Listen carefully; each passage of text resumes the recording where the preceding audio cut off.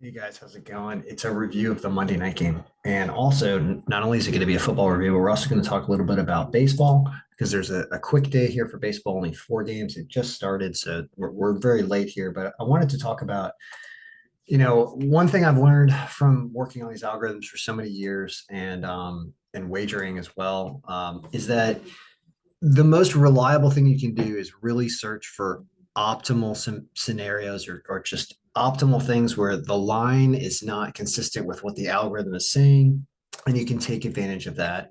And you want to wager on those types of things where you have a lot of factors in your direction. And you can sometimes wager on things that have really good lines that don't necessarily have a large or a high propensity to occur, but they do occur once in a while. That's another way to do it too. But when you want to talk about winning games and feeling good about what you wager on that you made a good pick, you kind of have to go through a lot of information sometimes to figure out what that pick is, especially on a night like tonight.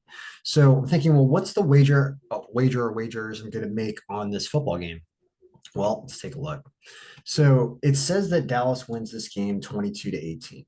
All right. And they're kind of an underdog. So right away, I'm saying, well, that's great. I guess we take Dallas. Well, we could. It's not an awesome pick. Why? I'll tell you why. Because there's only a 4 point projected margin of victory. And what I mean by that is when we look at the entire week of results, we see that Dallas is all the way down here. I mean, other teams that were in this range of the file this week were the Steelers who lost, the Seahawks who lost, Vikings almost lost, Saints lost, Arizona lost, the Raiders lost. So this whole area down here is below this area where you had your stronger teams or stronger picks. And although Tampa Bay, Indianapolis lost, there were injuries. Sorry, Tampa Bay and the Chargers lost their injuries. The Patriots lost, there were turnovers. The Bills lost because it's a really good team. It wasn't a ton of winning today, but this area this weekend, but this area is a little bit iffier. So this plus 100 line is not like something that's going to happen all that much more than 50% of the time. And so in that sense, it's kind of a wash up. So if you had to pick a winner, well, you pick the Cowboys, but that's not the best pick, or it's not what the algorithm would say is there's a great chance of that happening, right? So I'm thinking, all right, well, what else is going on? And you can look at total points, right? And what's funny, and I always find this funny when it starts to happen, especially as we get into the season, is there's 40 points projected and there's 38 and a half as the over under. So it's slightly saying over, but not by a ton, not by a lot. So an alternate projected score is actually under at 2014. So it's like right in the middle. So there's like kind of nothing going on there, right? So, well, can we dig in even further and figure something else out? And the answer is let's dig into the projection pivot sheet and look at both of these teams and see if we can see anything that gives us any better intelligence about this game. Okay. Well, the Giants are slightly favored by our total score of our projections of our players. Let's look through injuries. Nobody injured on the Giants, nobody injured on the Cowboys, apparently. At least none of their big players from the first few weeks. So we're not going to get anything out of injuries.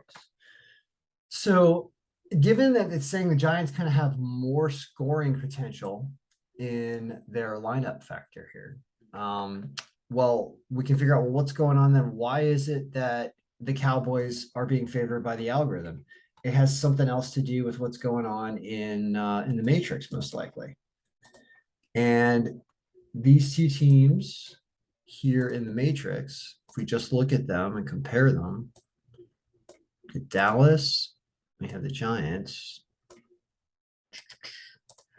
We see that this is this year's stuff. This is this year's stuff. The Giants have been doing a little better, and they've both been giving up about 18 points.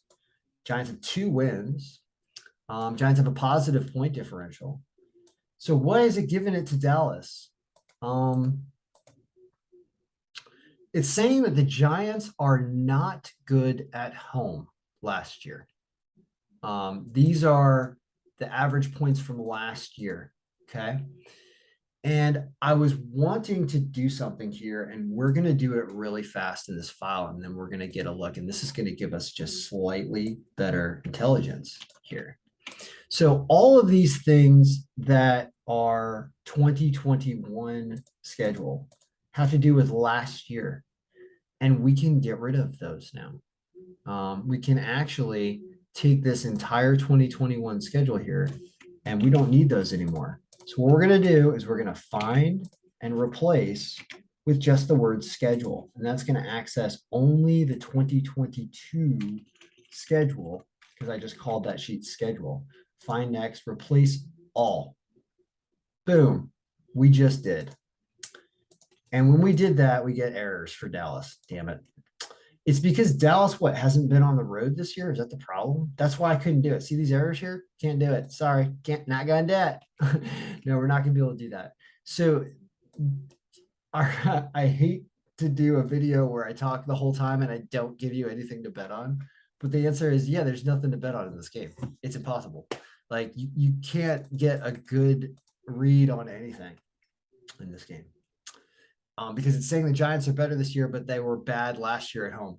And so it's fighting with that. And that's why it's given this game to Dallas. Well, yeah, there's nothing to do. So let's go to baseball. So I'm sorry, there's absolutely nothing to bet on in that game. I just have to be honest. It's impossible. Anything can go either way. It's 50-50. So I don't know what to tell you. As for baseball, there are two things to play. It's play Baltimore and Atlanta. They're both MXP scores above 20. And Baltimore's an underdog line. So we'll see if they beat Boston. These other two games are toss-ups.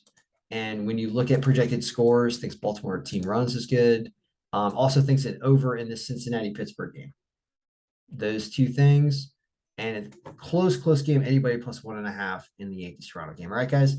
That was a long video about going into the file and not getting any answers, but I want to show you what you can do, because at least it tells you that there's just nothing good to play tonight. Just enjoy the game and, bet on something for fun that you want to have happen, because it's really 50-50.